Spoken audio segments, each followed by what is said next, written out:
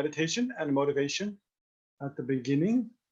And then I'll present a little bit about anger, different aspects of anger, and then how to practice some antidotes to reduce and eliminate anger. And we'll look at a few verses from different traditional Buddhist scriptures. And then we'll do a little bit more meditation, and then have some time, I don't know, 20, 30 minutes for question and answer at the end. So yeah, that's kind of, well, probably not 30 minutes, maybe 15, 20 minutes for question and answer at the end. We'll see how far we get in the presentation. So let's, to generate a positive motivation, just kind of sit comfortably and relax wherever you are and try to focus your mind a little bit. Also just to note that I've given a document to the organizers that has some basic outlines of the presentation today and some of the verses that we'll be looking at as the Word document. So I think the organizers will upload over the chat, and then from the chat you can download. Hey, there it is. Brilliant. Okay, so you can download it from the chat also. So this also you can use as kind of a reference in the future, to meditate on anger. I'll explain a little bit more about it later. Okay, so for now, just get comfortable wherever you are, and then try to focus your mind inwards a little bit. Bring your attention to your breath or to your mind, and practice placement meditation for 1 or 2 minutes to focus your attention. Right. So when you see, identify the object of your focus, object of meditation, your breath or your mind, something like that. Then focus your attention on it, and when you see your mind wandering off to look at other things, notice that as a distraction, let go of that and bring your attention back. Right. So let's just practice like that, placement meditation for about 1 minute.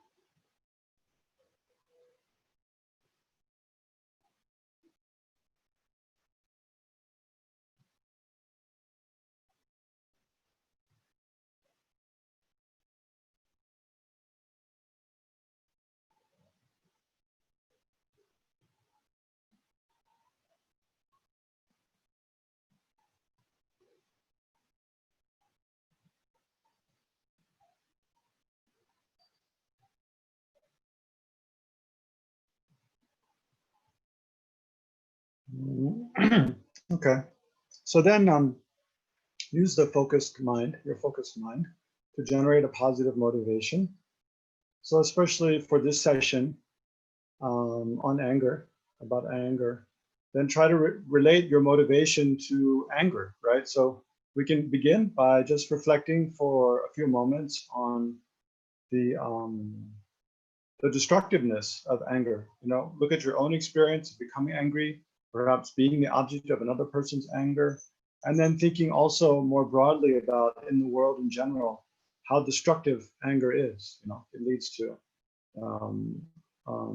divisions in families, total disharmony in families, brothers and sisters, parents and children not talking to each other, having a lot of really animosity towards one another, hurt feelings. So it destroys families, leads to destruction in communities between different groups, different racial groups, different religious groups, different economic groups, and leads to violence between groups, violence between countries, leads to so much destruction, right? Mental destruction, physical destruction. So thinking about all, so spend a few minutes thinking about all the destruction of anger, and then generate a wish, to do something to reduce that, beginning with oneself.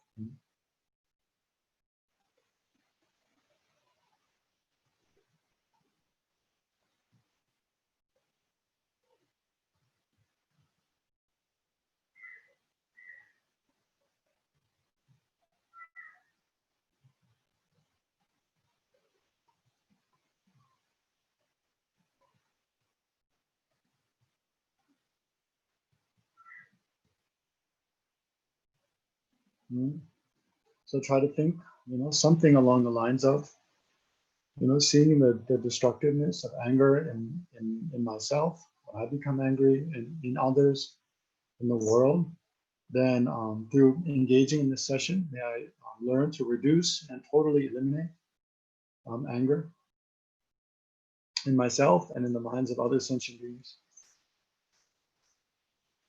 And then if you like, you can also add up, make it a bodhicitta motivation, add up to enlightenment. And for that purpose, then I myself must become fully enlightened as quickly as possible. So therefore, I'm going to engage in this session about anger.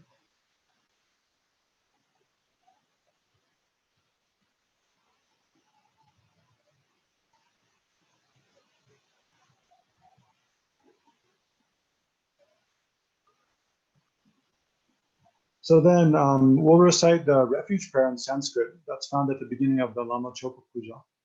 Namo Gurubhye, Namo Buddhaya, Namo Dhammaya, Namo Sanghaya. Yeah, as a way of going for refuge to the Guru and Buddha, Dharma, Sangha at the beginning of the session. So if you like, then visualize the Shakyamuni Buddha in the space in front of you. If you know more elaborately the refuge field, you can visualize that. Otherwise, you can just visualize Shakyamuni Buddha, or even just a ball of golden light that represents whatever positive, like enlightened being that you have faith in. And then reflect on your motivation and the ability of the Guru and the Buddha to help you and other sentient beings to be free from suffering and to have every happiness of the full. To generate the mind of refuge and faith. So then we can just briefly recite the refuge prayer in Sanskrit.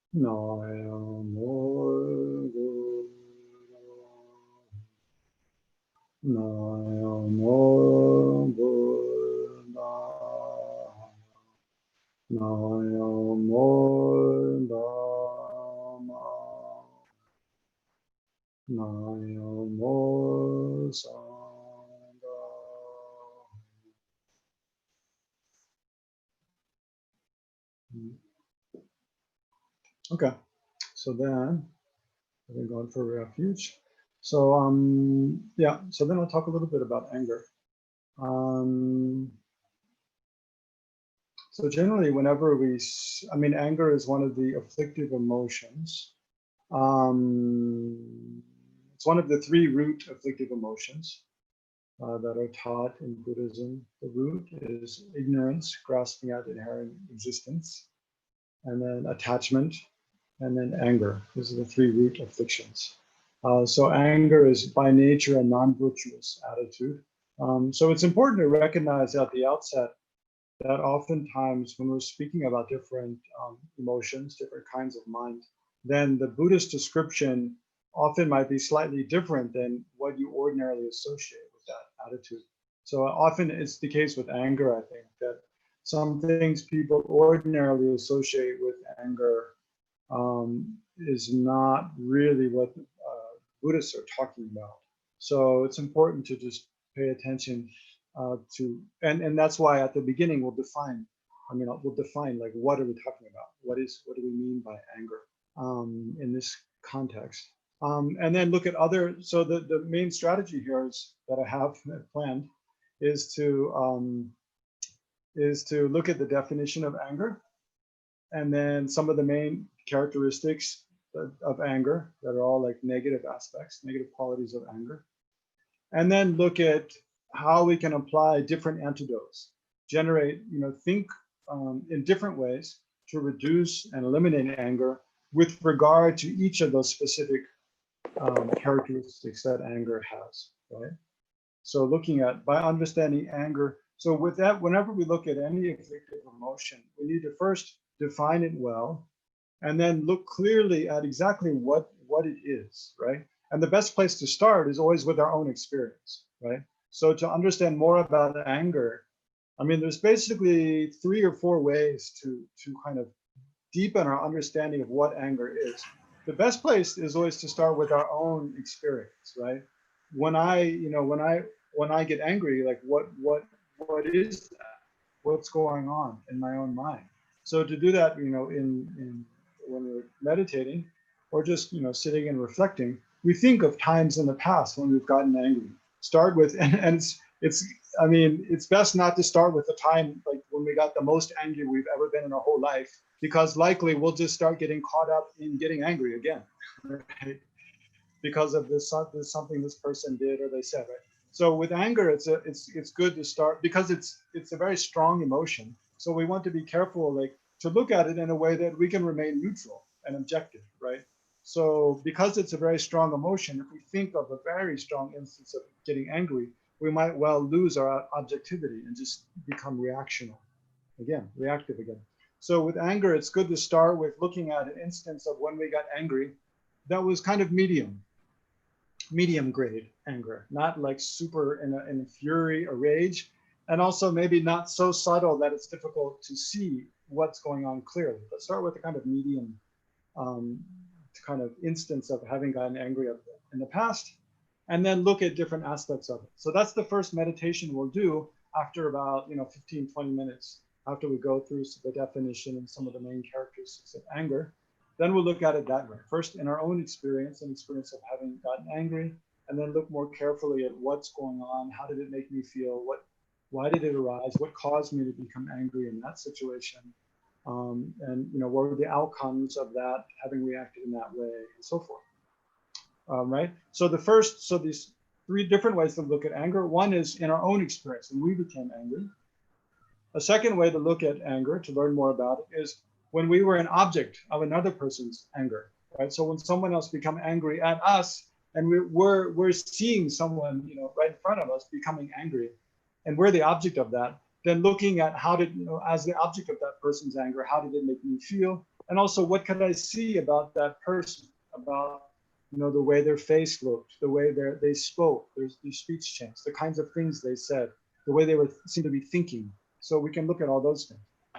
And then another way to look at anger is to think of an instance in the past, again, when we were a third person observer, when we were neither angry and we were also not the object of another person's anger, but we were observing maybe one friend or family member, or maybe in the workplace.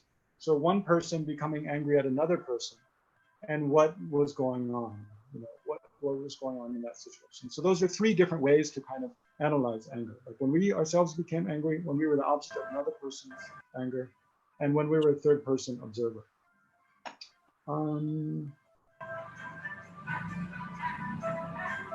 And then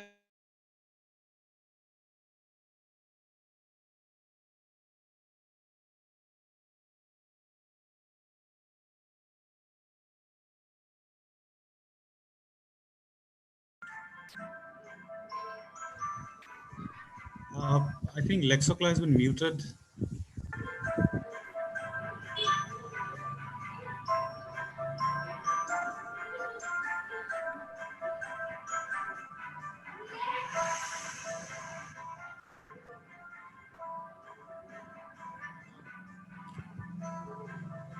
Can everyone mute their audios, please? And Legtsok, I think your audio is on mute. It's muted. Yeah, everyone else, please mute your Okay, audios. sorry. All right. I was just saying, don't get angry if anyone unmutes themselves and has weird music playing in the background. So anyway, I was saying, I want to show you this website. I'll just show you very quickly. It's made by Paul Ekman. He's a famous psychologist in the United States. Ale, the host, I need to host, you need to enable my screen sharing if I'm going to share anything. I think that's Fariza. I want to share some stuff on my screen. I think it's Fariza. I've done that. I've shared it. Oh, great. Okay, there it is. Great. No, I didn't, not the document. This is something else I didn't tell you about. This is a surprise. Okay, so this is this, it's called, this is this website, you should check out later. I'll just show you the anger part now. It's called Atlas of Emotions. Maybe we can send a link to the chat, I think, but you can see it here. It's called Atlas of Emotions. So this is a project you see supported by the Dalai Lama. Basically, His Holiness Dalai Lama asked this team of psychologists, Paul Ekman and his daughter Eve Ekman, to create this website that's kind of like a map of all the different emotions. Many of the fundamental emotions we experience. Right? So it's a great resource to learn about. And this is more from the perspective of Western psychology, right? So let's just look at anger as an example real quick. We'll click on begin. And then you see here at the bottom, there's this 5 different fundamental emotions. So I'll click on anger. And then, okay, so it says here, someone gets angry with you on the left, then the arrow, you feel anger. And then, for example, you argue. So that's, and then along the top, so there's introduction and then timeline. This is the timeline. So now we look at our experience. Click on experience. So we experience anger. So here's a nice little definition of anger. Oops. Oh, where did I go? Hold on. Oh, what happened? I lost it. Oh, yeah, here.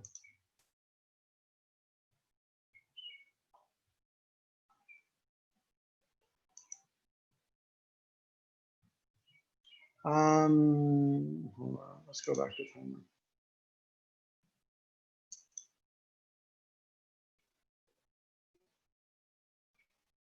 Okay. Now I'll go to experience again. Anyway, the definition, there's a nice definition of anger there, but it's not coming up. See, and then these are different kinds of anger, ranging in, here, way over on the left, it says, anger can be felt mildly, extremely, or somewhere in between, right? So there's different ranges of anger. Tap on the shapes above to learn about a few of the states we can experience. So these are all different states of anger. From on the right, fury is very intense. And then annoyance is very mild. And then there's all these in between: frustration, exasperation, argumentativeness, bitterness, and vengefulness. And then just to give you an example, like say we tap on annoyance, is a very mild anger caused by a nuisance or inconvenience. Whereas look at like frustration, anger caused by repeated or strong nuisance, a repeated or strong nuisance, right? So this is just to give you an example of, yeah, and then there's a kind of different responses you can have to be suppressive, be passive aggressive, dispute, insult, quarrel, scream, undermine, and so forth. And each of those have a little description that goes with them, right? So this is just kind of a cool resource, yeah, for you to know about. Okay, so now let's look at kind of the outlines I made that I shared through the chat. So this is just some outlines all about anger. So first, you'll see I have first the definition and main characteristics of anger, and we have A through K. So each of these is like one of the aspects of anger, what anger is, and what are some of the causes, what are some of the effects of it. And then here on the second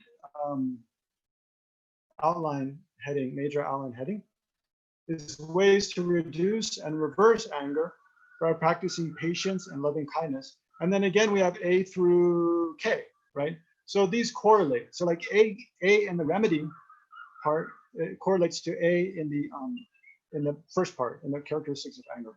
So I'll just show you. So this is, we won't be able to get through all of this in the time we have together, but we can go through the first few main points, and then you can use it later then as kind of a guide to how to meditate on. In the first, the first part, understanding anger, and then in the second part, generating different kinds of antidotes that address and reduce different aspects of anger, right? So let's begin with the first part is the main definition. Anger is, well, first of all, like I said, it's a mental factor. It's a mind, it's a consciousness that exists in our own mind. And the way it's focused, it focuses on the unpleasant aspects of the object, right? So the objects of our anger can be, right? So what are the different, things we can get angry at, right? Or there's different ways to divide the objects. Like we can get angry at a person, and that person could be ourselves. We can be angry at ourselves, or we can be angry. People are different, but we can get or we can get angry at an inanimate object. Even like like our laptop. Say our laptop all of a sudden seizes up, or it's taking a long time booting up, or something. We can get angry at our laptop, our phone, our car, all kinds of inanimate objects. And then we can get angry at our own thoughts, for example. So anger isn't necessarily directed towards another person. It can be directed towards ourselves, and it's not necessarily directed towards a person. It can be also directed towards an inanimate object. Yeah, and you could find, it's often, especially if we become very habituated to becoming angry again and again and again, then it can be, in the case that it's like anger just becomes like a baseline attitude where we're just kind of angry at nothing in particular. And so that whenever anything happens, we automatically respond, with anger very quickly, like that. Okay. So one is, yeah. And then how does the anger focus on its object? It focuses on the unpleasant aspects of the object. Right? So when we're angry at like ourselves, it's not like we're looking at our positive qualities and the things we like about ourselves and we're getting angry at those. Rather, we look at some mistakes that we've made, or things that we see as faults, or things that we see as unpleasant aspects, problems about ourselves. And the same with another person. When we're angry at another person, usually actually we're looking at some specific behavior of that person that we don't like, that we find unpleasant, right? It's not, when we're angry at another person, it's not that we look at things we really like about them and things that they've done or said that we really appreciate and enjoy, rather the opposite, right? We look at things we don't like that appear very unattractive and unpleasant about the other person. So whether the object of our anger is another person or an inanimate object, we focus on the unpleasant aspects and things that we don't like about that, right? At the exclusion of anything positive.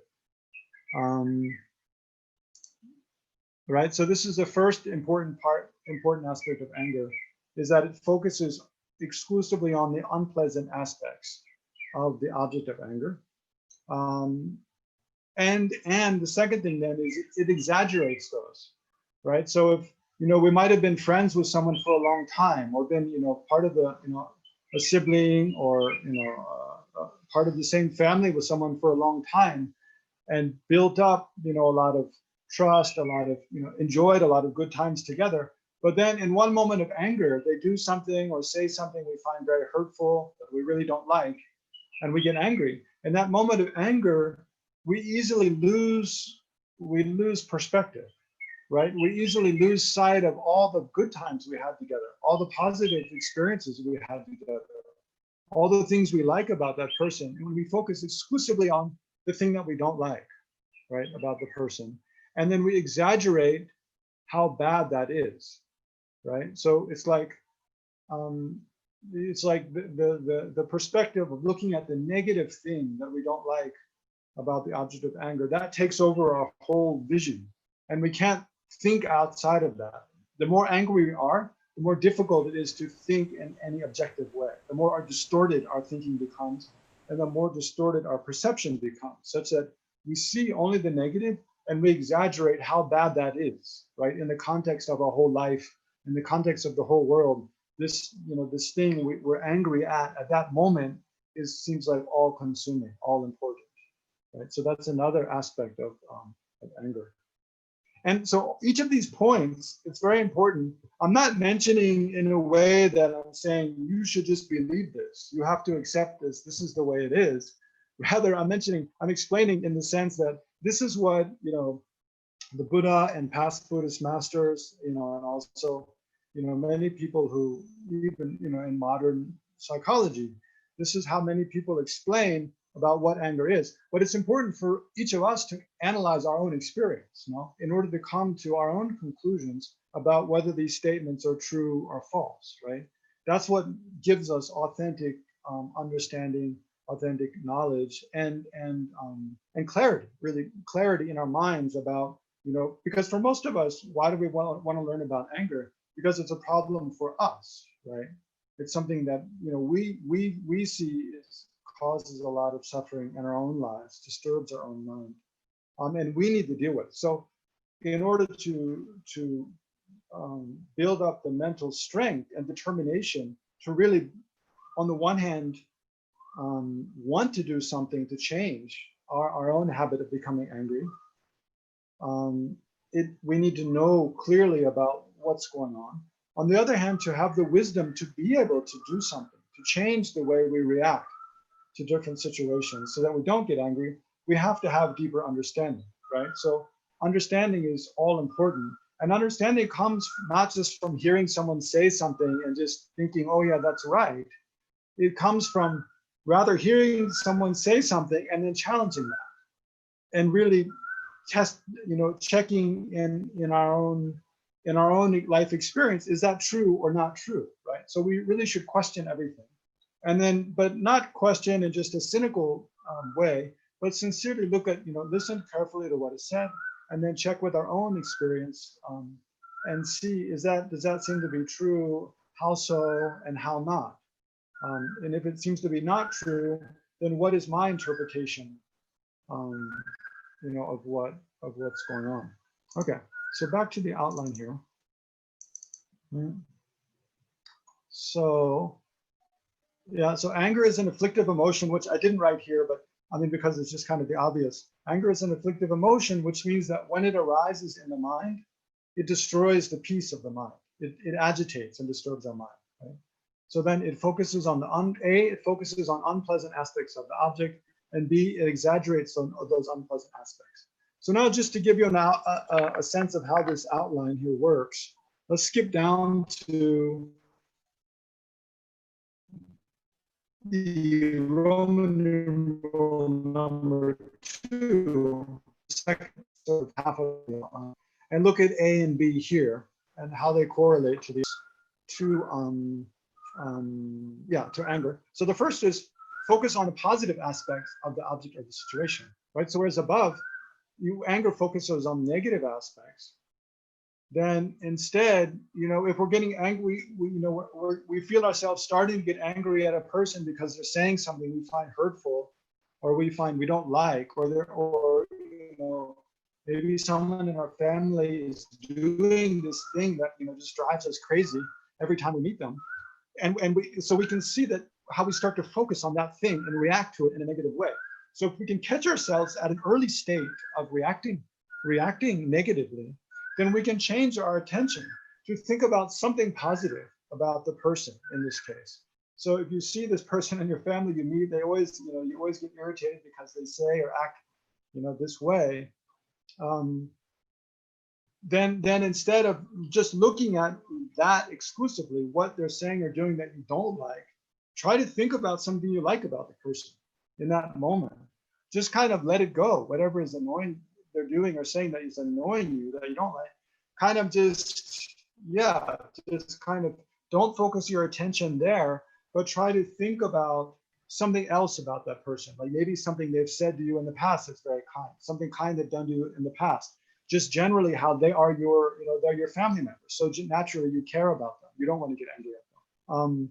Or like, like I gave the example of your laptop, sometimes I start to get annoyed at my laptop because it takes so long to do things, or it hangs up and doing certain things.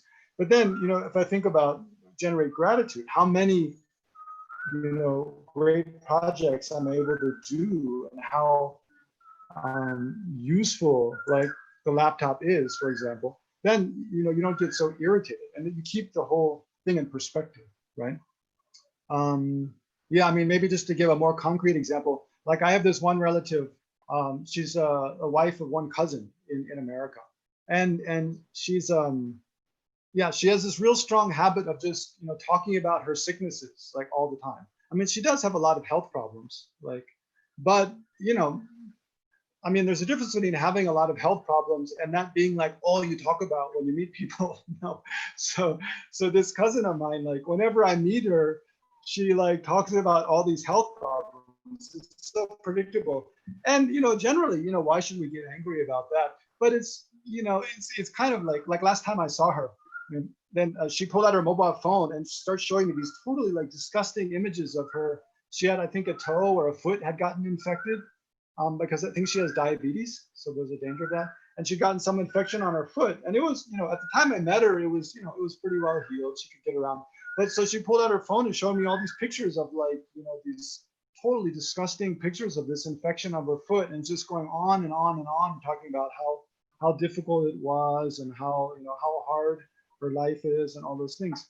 So, I mean, you could imagine, I mean, I didn't get annoyed that time, but I could imagine how, you could, if someone's talking about something you just really, don't really want to hear so much about, then yeah, you can easily get annoyed. So in that case, one way to react in that situation is just generate compassion. Think about how much suffering, this person's experienced, instead of getting annoyed, right? So that, but another thing is just think about, positive things that, how kind maybe she's been in the past, how, she's the person's offer you a meal, or giving you a gift, or when you were sick, reached out to, show how much they care about you. So, instead of losing sight of all the positive aspects of the person or thing, when we start to get annoyed, then it helps a lot just to remember to look at positive aspects, right? So, and then the B was, oh yeah, so I was saying how anger, it exaggerates negative things that we see about the object of anger.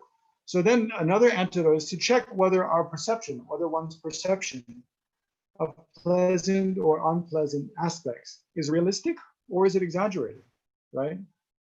So when we start to get angry at ourselves or another person or an inanimate object, then usually we exaggerate how bad, what it is that we don't like.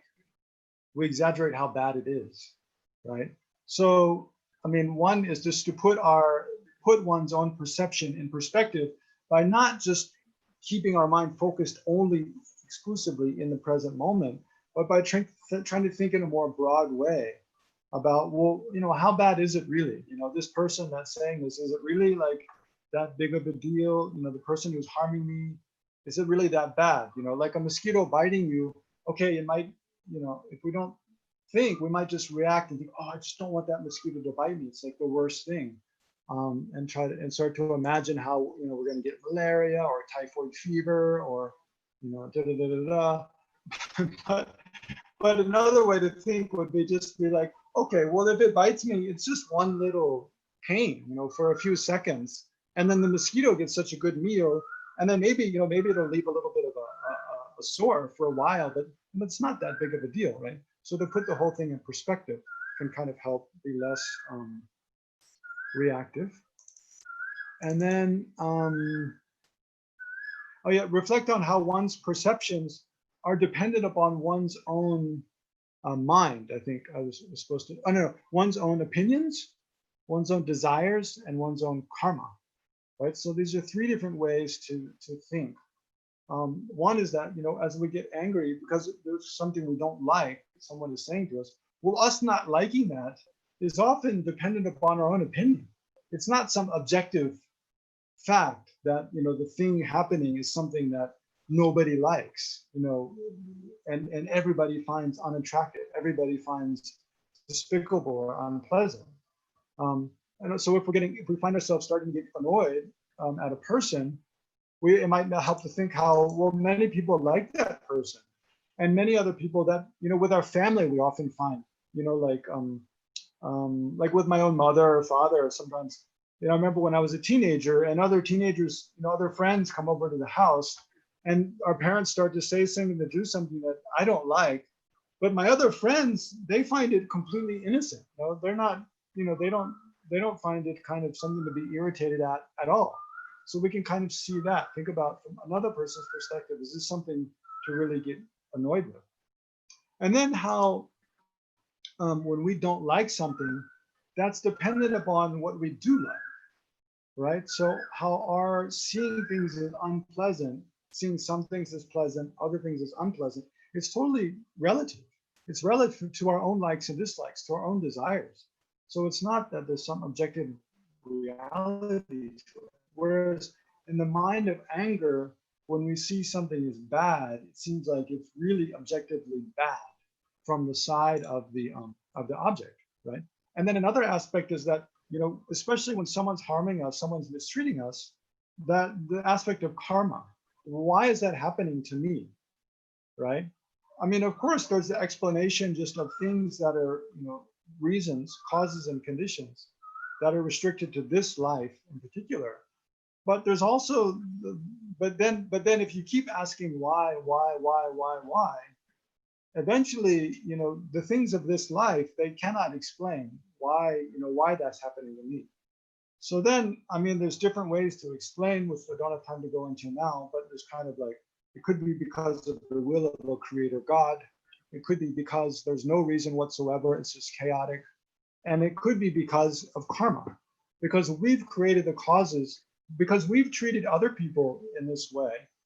And in short, we've created the causes to have this kind of experience, for other people to treat us like this, not in this life necessarily, but in countless past lives. I mean, this is the Buddhist view, right, of karma, the law of cause and effect, is that we've created the causes to have this experience or to be treated like this. So actually, this person I see as an enemy and they're doing things I don't like, actually that's happening to me because I treated like someone like that in the past, right? And so, yeah, it might be something I find unpleasant. It might be something I don't like, but seeing that, then that actually then, and if we can recognize this due to karma, or if we can analyze and find that, the Buddha's teaching on karma is true, then it should remind us that I need to be more careful not to treat other people like this in the future, right? Not to create the causes to have this kind of harm befall me. So then it becomes a very powerful antidote to anger on the one hand, and also a very powerful something that compels us to be more mindful of our own actions and whether our actions are harmful or helpful, right, to others. Okay, we're quickly coming to the end of the time. Let's just look at a couple more aspects of anger and then do a little meditation. And maybe before we meditate, I can just take one or two questions to clarify anything I said that might be unclear. And then we'll do a little meditation first on just what anger is. Okay, so let's look at C here. Anger is unhappy and dislikes its object, right? So anger is by nature, you cannot be angry and happy at the same time, right? Anger is by nature a mind that's unhappy. Although you can react to anger with, you might have a feeling, it often comes with feelings of being self-righteous, being totally right, and the other being wrong, which can have a kind of pleasant aspect that goes with it. There's a lot of energy and power, strength that comes with anger. And there can also lead into like gloating and feeling like you won and the others lost, which can come with a kind of pleasant aspect. But that's not really like happiness and satisfaction. I mean, there can be a sense of self-satisfaction, but that doesn't lead to long-term happiness by any means. And on the other hand, most instances of anger, they actually are really disturbing to our mind and make us feel very, unhappy. You can see when you're angry, you don't enjoy being with other people. Other people don't enjoy being with you. You can't enjoy things you ordinarily enjoy, like eating or exercising, reading. Our mind is also often just totally distracted by, the thing we're angry at. We keep dwelling on it again and again. Even it can rob us of our sleep and of our health. I mean, studies in the medical field have found people whom, the more people become angry, repeatedly again and again and again, the more detrimental it is to their health. The more prone they are to cognitive heart failure. It's very disturbing for your heart. And it is related to hypertension, high blood pressure, and other physical problems that then lead to your life to be shorter. So there's studies you can find online. I didn't organize any kind of references for this session, but there's a direct correlation between more frequency of becoming angry and clear harm to your health, especially your heart.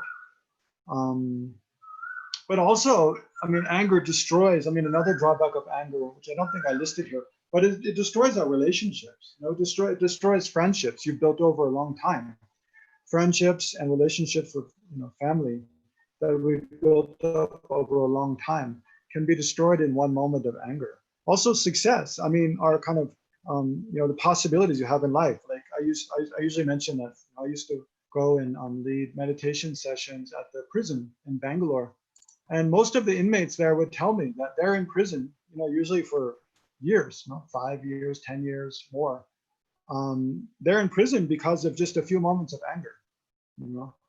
They become angry at someone, and then they killed someone or stole something, or physically harmed someone, commit some crime, and then because of that, for years, their whole course in life is totally altered. That's an extreme case, but it can be the case that in our family, in one moment you get really angry at someone in your family, and then you never want to speak with them again, you never want to see them again, and then it totally changes the family dynamic. It totally cuts off so many possibilities for you. All the family get-togethers maybe you are kind of ruined for you. Not to mention, it just destroys trust. I mean, you can see in relationships with friends or at work, maybe this one, it can often be more helpful to remember how when we're the object of anger, someone gets angry at us, and it takes us a long time to really trust that person again, to really feel comfortable being around that person, to really, if someone,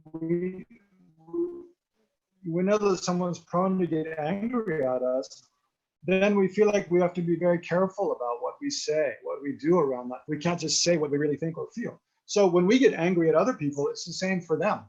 They don't feel safe around us. They don't feel at ease around us. Yeah. Okay. So then, I don't know. So here we are, D.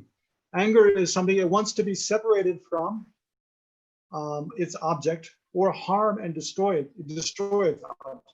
Right? So when we're angry at a person or angry at a thing, at that moment we kind of have an abhorrence for that, an aversion, right? So this is kind of maybe something that's more clearly mentioned or stipulated in Buddhist description of anger.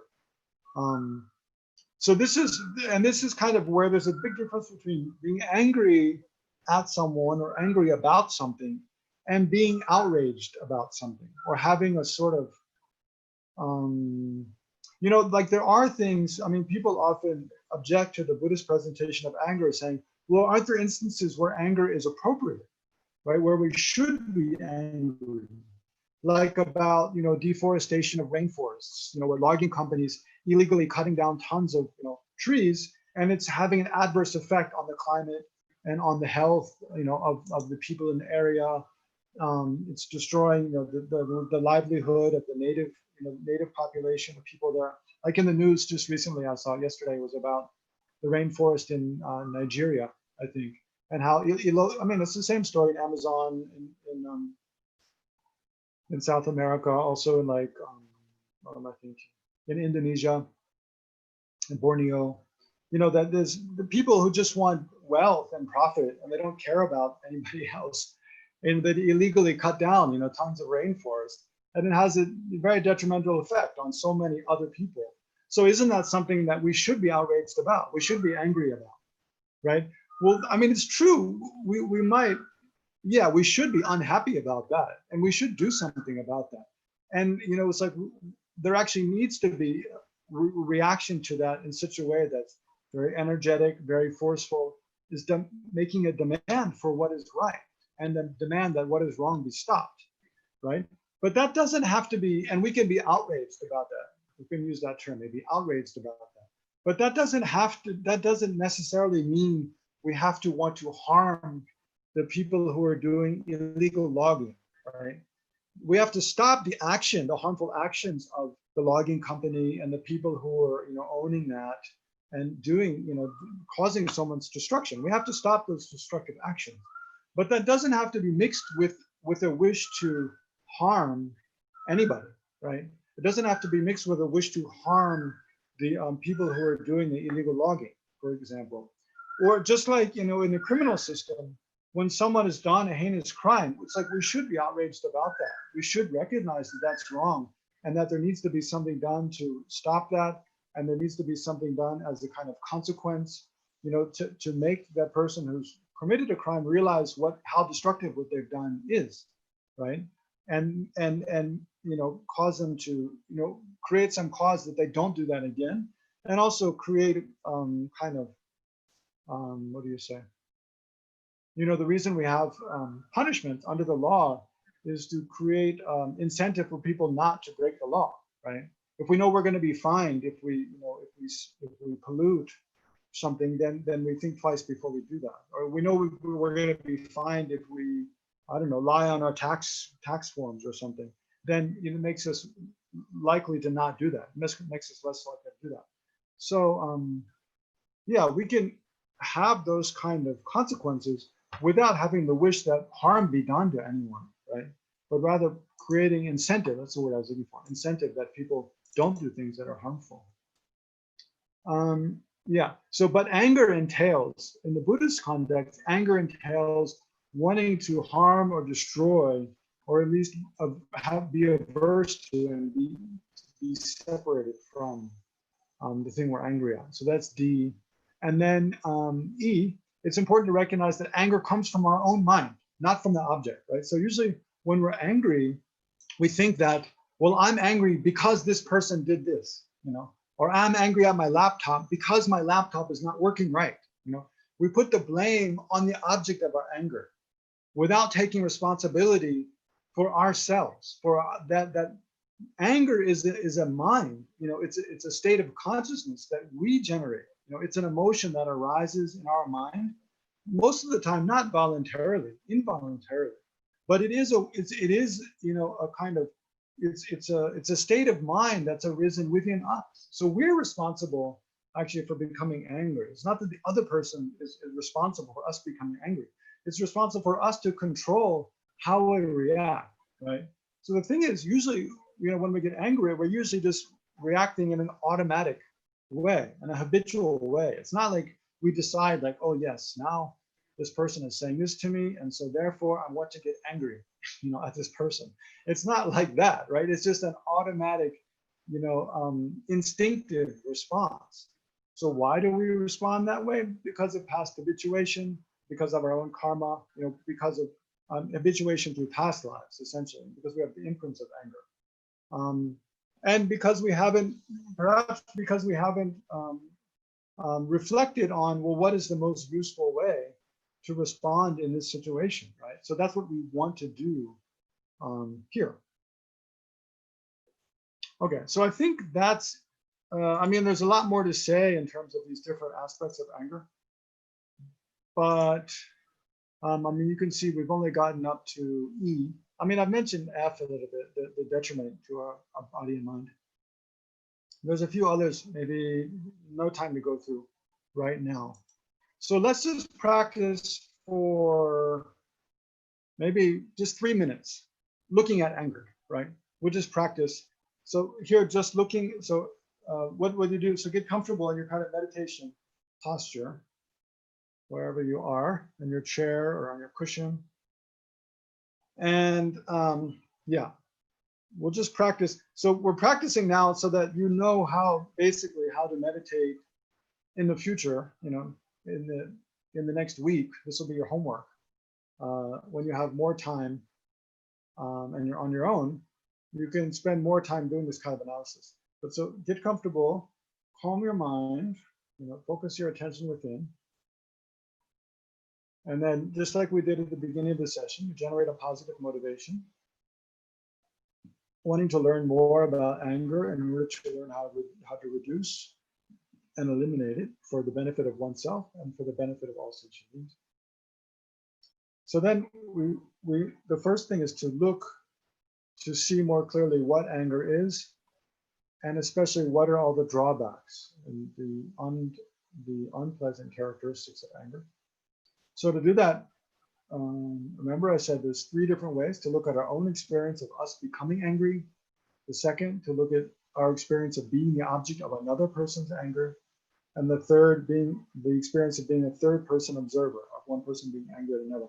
So let's just do the first now. So think of a time when you become angry in the past, sort of the middling, you know, anger, annoyance, or frustration. So bring that to mind, put yourself in that experience again, remember it vividly, and then think of these different characteristics I mentioned about anger, right? That when it arises in your mind, it disturbs the peace of the mind, is one. That it focuses on the unpleasant aspects of the object of your anger, 2. That it exaggerates the unpleasant aspects, 3. And that it loses perspective of anything else. It focuses exclusively on those, sort of 4. And that you're not happy. It destroys your happiness in that moment, right? You cannot be happy in that moment of anger. So that's like 5. So that's plenty to look at in just 3 minutes, right? Too much, actually. But so look at those things. Are those true or not? Right? So now for, let's say, just 3 minutes, just meditate when looking at anger in that way.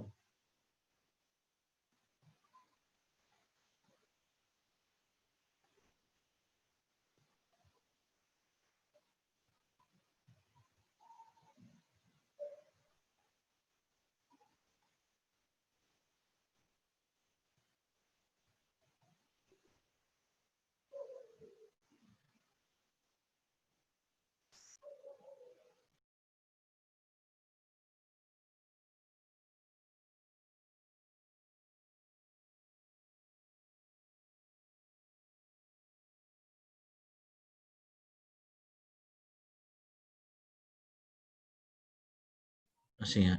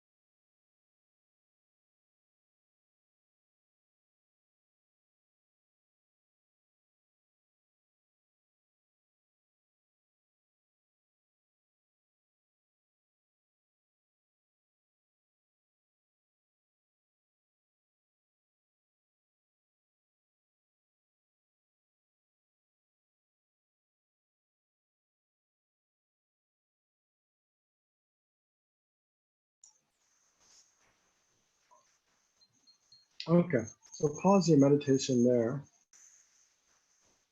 And then I'll just point out a couple more things about anger, and then if you have any questions, I'll try to address your questions. So one more thing is, oh, they hear G in this outline, that anger always arises from some kind of desire, wanting something or not having it, and not having it that way, right? So this is a very interesting question to ask if it's true or not. That anger, it always arises from some form of attachment, right? We're attached to something. It means we want something, like, for example, if we're getting angry at what someone's saying to us or the way someone's treating us, in part it's because we have an expectation that's different. We want them to treat us differently. We want them to speak to us differently. Or if I'm getting angry at my laptop, it's because I want my laptop to be working in a certain way, functioning in a certain way, and it's not, right? It's doing something different. So when we get angry at a person, it's like we want them to treat us, we want them to act in one way, and we're not getting that.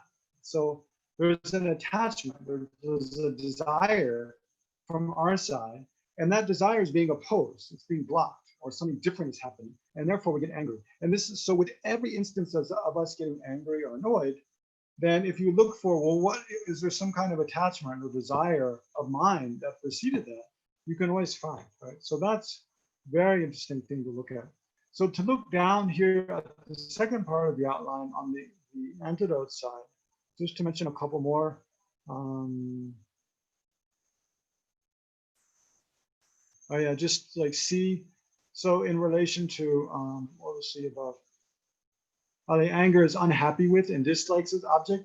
So the opposite of that is like practicing loving kindness, simply wishing for the well-being and the happiness of oneself and others instead of anything else, right? So practicing wishing well for things, you know, for people, for oneself, for other things, wishing everything well, wishing that things be well is kind of an antidote to, I mean, in general, and especially in that specific moment, is an antidote to wishing harm, right, on another.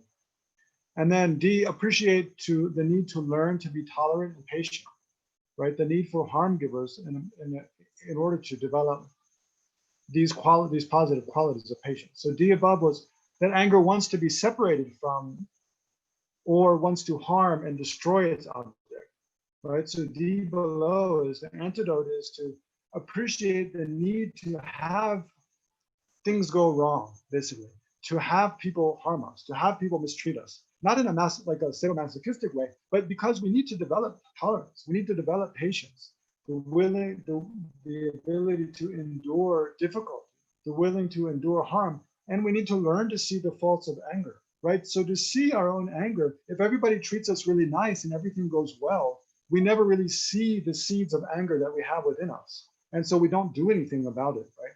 So it's like we need provocation.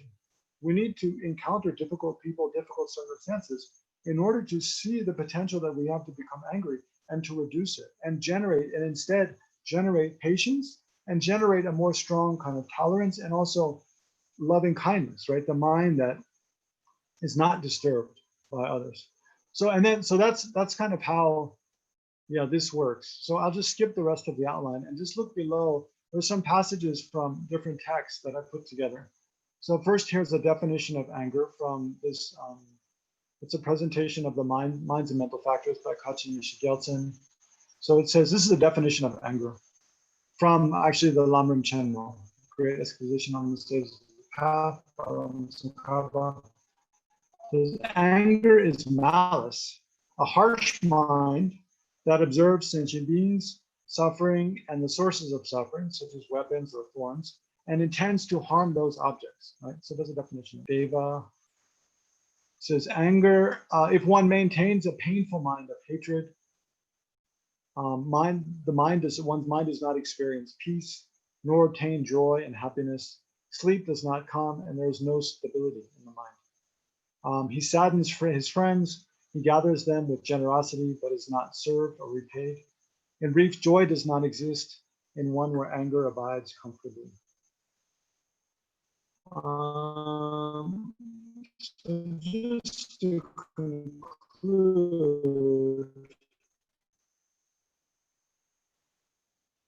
There's this verse from the Lama Chopa. It's a puja composed by Panchen Losum Chugi Gyaltsen.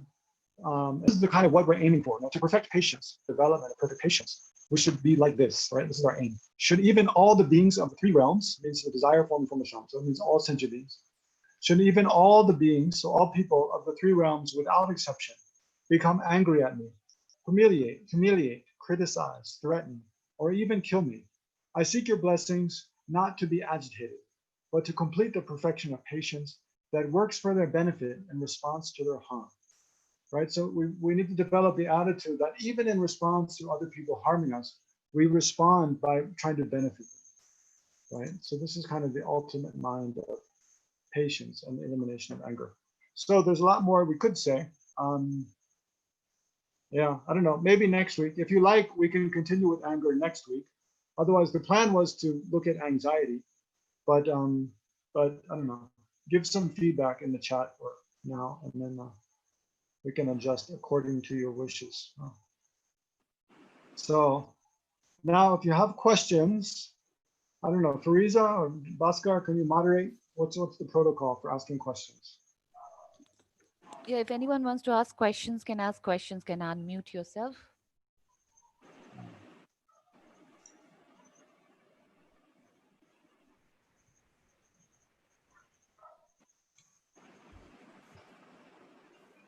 Zarina, you want to ask? You can unmute yourself. Thank you very much, Venerable Legtsok, for this teachings. So clear, very grateful. You mentioned an example of a person who often talks about negative experiences, and I was just wondering what you think of complaining behavior. Is it a type of anger? And then the second question is,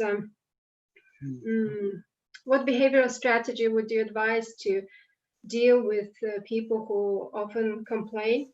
You mentioned developing compassion. I can understand that it can change our view of these people, but the behavior of complaining might be there still. Yeah, that's true. Yeah, first of all, your first part of your question, is complaining a kind of anger? I mean, definitely, like, I mean, definitely when we're angry about something, it does cause us to complain about it, right? So like, like if say we check into a guest house or a hotel room and like it's not clean and there's a lot of noise and maybe we feel like they're charging us too much, we could get that, all of those things together could cause us to get angry about that situation that we're in. And then definitely we'll complain. That'll lead us to complaining about that. And we call our friend on the phone and tell them how terrible this hotel is. It's so dirty. It's so overpriced. So definitely when we're angry at someone or angry about a situation, that does cause us to complain.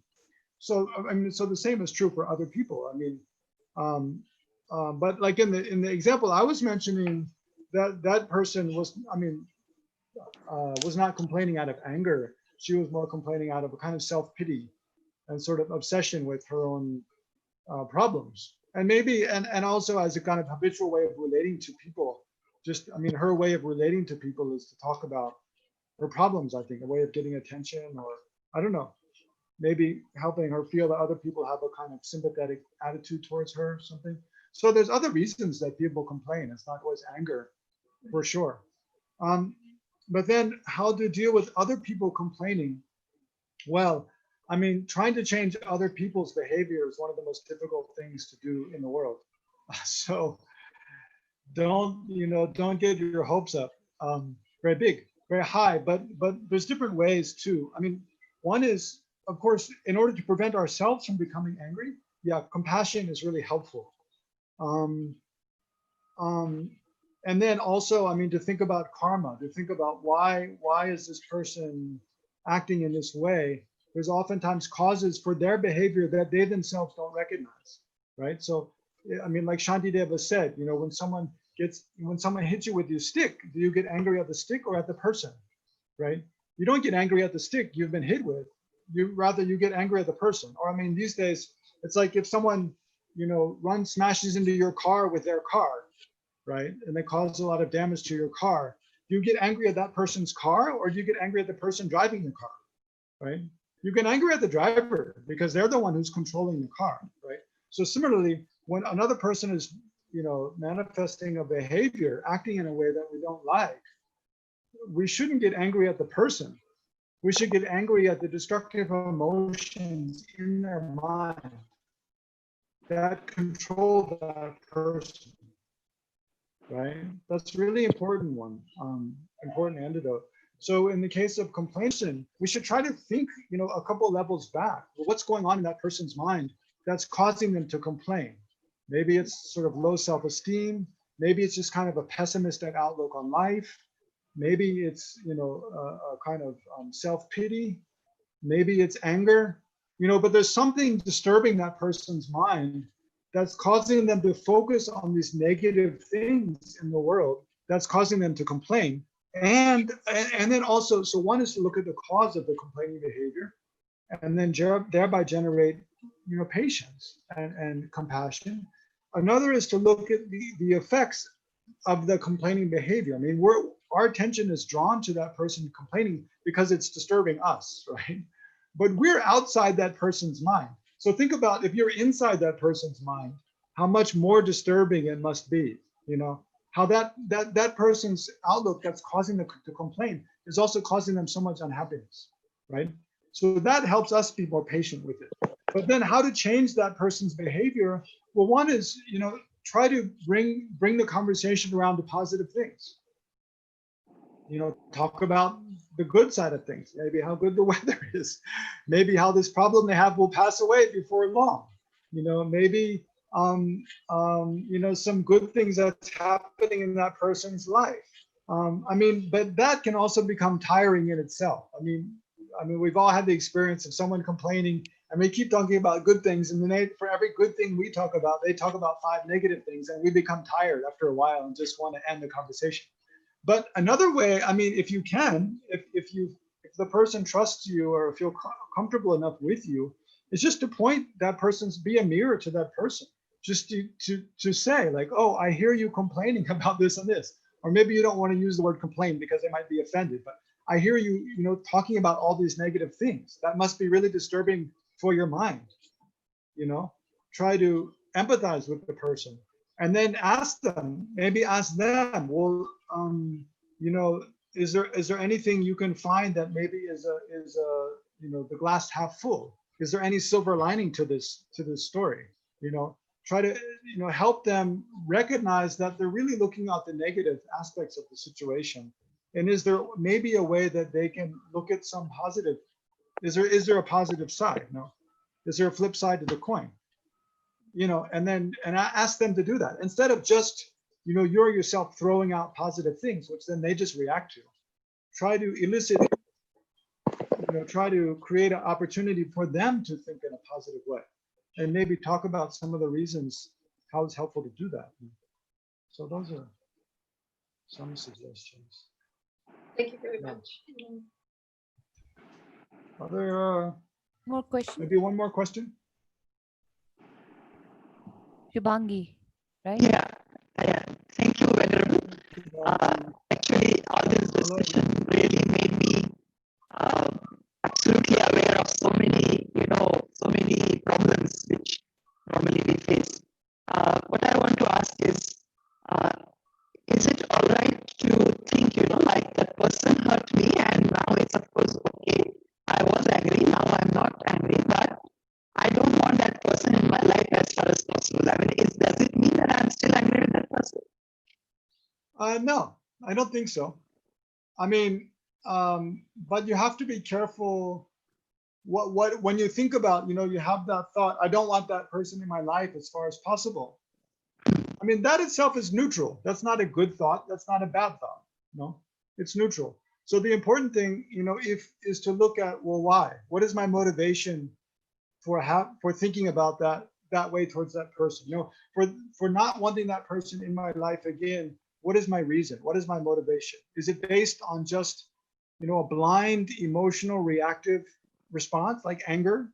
Or is it based upon a real, well-considered analysis of how that person affects me and what kind of behavior maybe being around that person, maybe I can't, like I know there's some people, they provoke us so much that, we just get angry. It's like in such a way that we almost can't control it. I mean, there are situations like that that are so provocative to us that at this point in our, in our our spiritual development, we really can't control. I mean, being in that situation.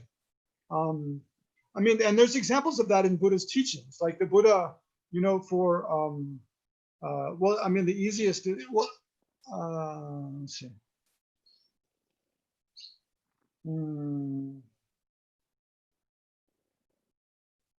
Well, I guess a good example is like, if you have, like, say you're an alcoholic, for example, if you have such strong desire for alcohol, that if you're around it, you really can't stop yourself from drinking, then you're a fool to go to the bar, You'd be a fool to go to a gathering where everybody's drinking, because that's it's going to elicit this kind of strong desire and emotions in you, so that you really can't, with your wisdom, you can see that in all likelihood you won't be able to control yourself in that situation.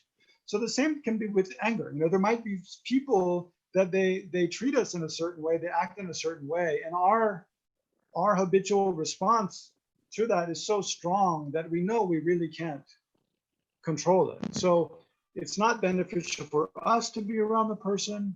It's not beneficial for them, and rather it's likely to be very destructive, very harmful.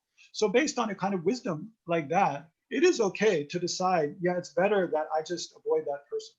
It's better for me, it's better for them. It's not that it's not that I wish ill upon that person. Rather, I wish, well upon that person.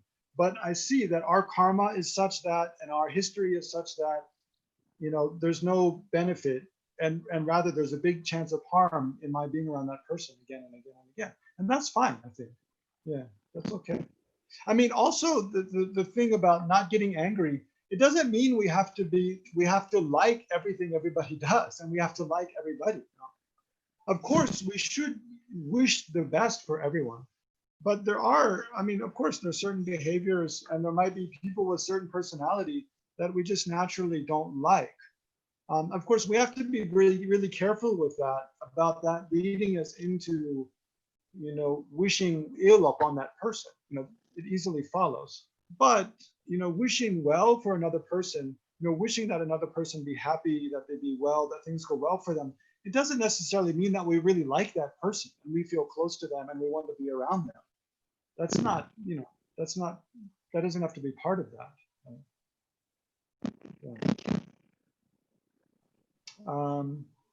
Bhaskar, Fariza, how are we doing? What should we do with time? Should we stop right on time, or should we go over?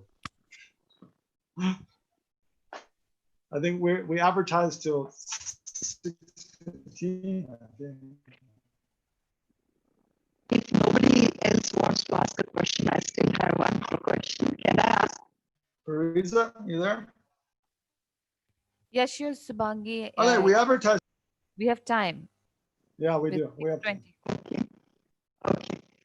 Is it all right to, express our feelings? Like, there are some disagreements. It could be personal views or political views or anything else. And especially in India, there are very strong social structures, and most of the structures are very patriarchal structures. So there are certain expectations about women, their role and all that. And as an individual, you find that you are not very happy about those things. So naturally, such discussions take place. And then we do feel that kind of pressure from the society, and we are angry. So is it okay to express our feelings, like not views, but I'm saying feeling, like when you say this, I am feeling angry with you. I mean, is that okay to do that? Yes, basically, I think yes. But again, again, we always need to check our motivation. why are we expressing our feelings? I mean, there can be a good motivation for doing it, and there can also be, you know, a not so virtuous motivation, a non-virtuous motivation for doing it, you know, for expressing our feelings. Like, you know, if we're expressing our feelings because maybe we think that will help us have more clear understanding with the person, that we feel like this person doesn't really understand how their behavior is affecting me, and therefore they don't really realize how they're harming me or how it's affecting me. And because of that, actually, and maybe that's a pattern that person has with many other people, and maybe if I tell that person how it makes me feel, that will help them, you know, it will help them to understand how their behavior affects other people. I mean, in our own case, we can see how oftentimes, you know, like I live in a house with other monks here, and if I'm doing something that really disturbs the minds of the others, I might not recognize that, you know, that, like, you know, when I eat, say I make a cup of tea, I make a pot of tea, and then I just leave the dirty pot there with the, you know, the tea grinds and the milk scum in the pot. And so the next, and until, like, you know, the next day, I'm sure other people will get irritated about that.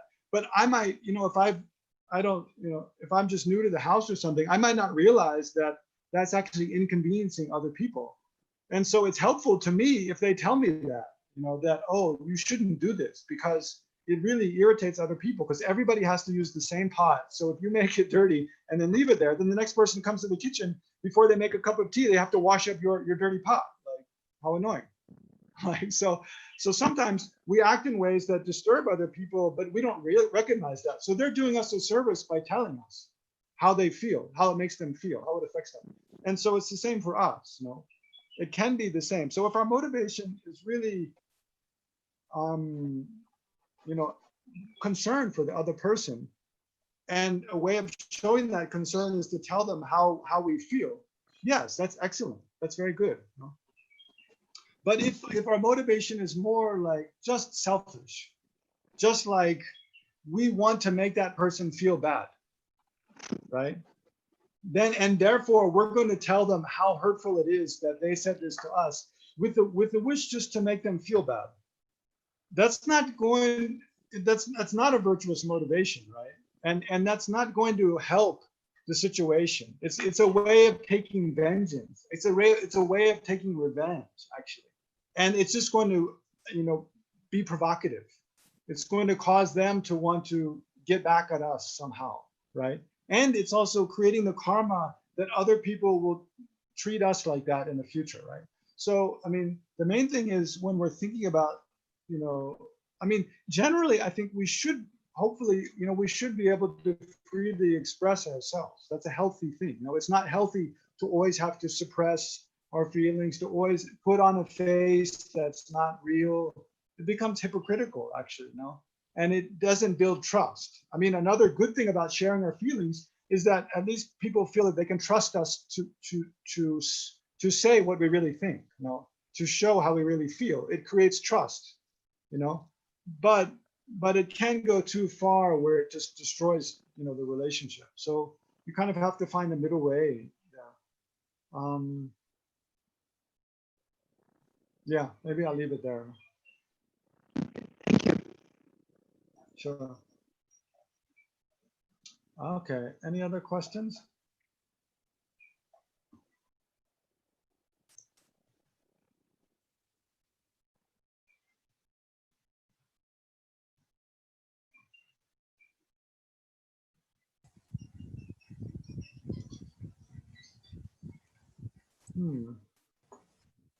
Well, if there's no more questions, look, Bhaskar looks like he's thinking of a question, brushing back his hair, scratching his head.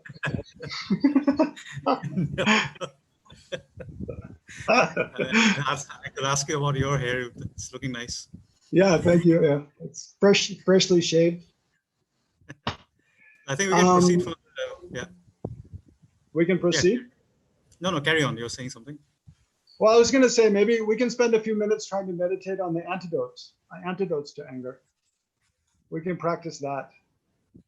Yeah, That would be the next logical step. Why don't we have 5 minutes left, so why don't we take a few minutes to we'll meditate a little bit on antidotes to anger, and then we'll dedicate at the end. Yes. Okay. Thank you. Yeah.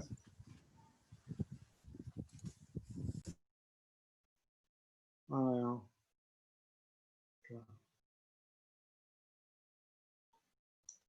So, yeah, I'll just pop up instead of showing me. I'll show the list of some antidotes again, and then just explain how to meditate. So here, let's see. So here is this Roman numeral 2, ways to reduce and reverse anger by practicing patience and loving kindness. So here we went through these first few. Focus on positive aspects of the object or situation, and then check whether one's perception of the unpleasant aspects is realistic or whether it's exaggerated. So try to put one's perception in perspective and reflect on how one's perceptions are dependent upon one's own opinions, one's own desires, and one's own karma.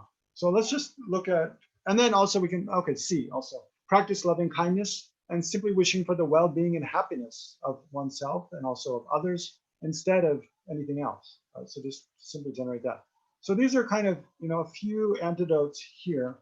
So what we'll do is, okay, get comfortable in your meditation posture, and then start where we left off. We're thinking about a situation when we were angry and looking at these aspects, how we focused, did we focus on negative aspects at that time exclusively? Did we lose perspective, where we didn't see anything positive about the person or the thing we're angry at? And did we exaggerate the negative aspects? So in each of those cases, try to check that and try to balance. So instead of looking at negative aspects of the situation, look at positive aspects. Instead of exaggerating and losing perspective, try to put the whole thing in perspective and have the negative aspects have a more nuanced, more realistic perception of those. And then think about how one's own reaction, this negative, disliking reaction, arises on the basis of one's own opinions, arises from one's having desires for the opposite, right? And also as a result of one's own karma being in this situation. Okay, so take a few minutes, again, put yourself in that experience of being angry, and then try to apply these different antidotes, right? So try to meditate in this way just for 3 minutes.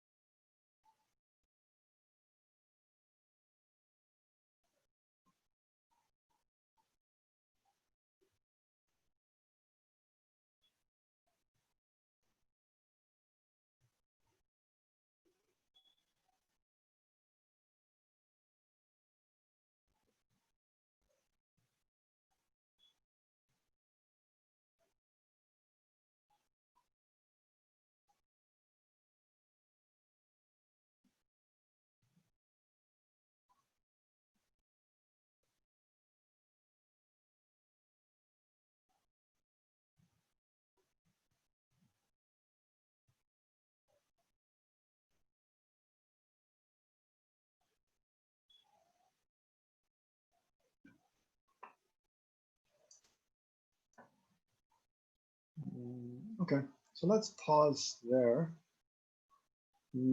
So again, these are kind of things you can meditate more on your own. You have more time.